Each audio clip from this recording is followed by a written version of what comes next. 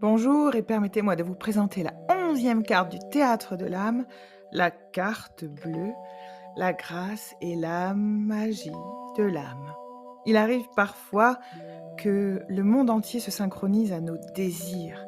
Est-ce parce que nous avons mis tout en œuvre dans notre esprit et dans nos actions pour recevoir notre récompense?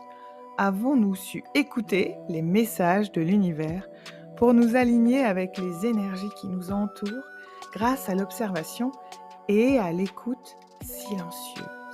La carte bleue est le symbole de cette quête, la quête de guérison, d'alignement et de permission. Permission d'espérer, de rêver, de recevoir. Car ne faut-il pas demander pour être exaucé?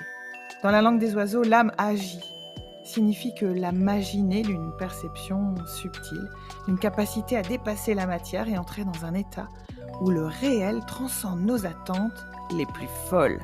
Mais qu'est-ce que l'âme au fond? Pourquoi le créateur de ce jeu a-t-il choisi le bleu du ciel et de la mer, cette couleur tant aimée des humains, comme symbole d'espoir et de guérison?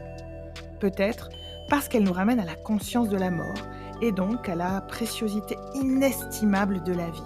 Quand nous réalisons la chance inouïe que nous avons d'être vivants, nous prenons la mesure de l'ingratitude enfantine que nous répétons parfois par ignorance. Alors, quelles actions pouvons-nous poser pour restaurer la magie dans nos vies? Dans de nombreuses traditions, la gratitude est le premier rituel quotidien. Comme l'enseignait Bouddha, la gratitude est la reconnaissance de ce qui est là, un sentiment de reconnaissance pour le présent. Ou Épictète, soyons reconnaissants à ceux qui nous donnent du bonheur, ils sont les charmants jardiniers par qui nos âmes sont fleuries. Et Maya Angelou, soyez reconnaissants pour ce que vous avez, vous finirez par en avoir plus. Si vous vous concentrez sur ce que vous n'avez pas, vous n'en aurez jamais assez. La carte bleue, c'est aussi l'image de l'âme, comme magie vivante. Pour Platon, l'âme est immortelle et divine, essence distincte du corps, capable de renaître sans fin. Pour Aristote, elle est ce qui anime la matière, sans pour autant lui conférer l'immortalité. Dans la langue des oiseaux, image et magie sont un seul mot, parce que voir, c'est créer, et rêver, c'est libérer.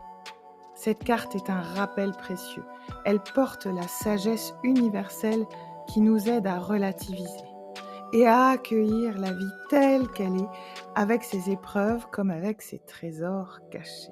Elle nous enseigne que la véritable magie, celle de l'âme qui agit, c'est l'imagination. Rêver l'impossible pour transformer nos croyances limitantes, changer notre perception pour libérer nos potentiels figés.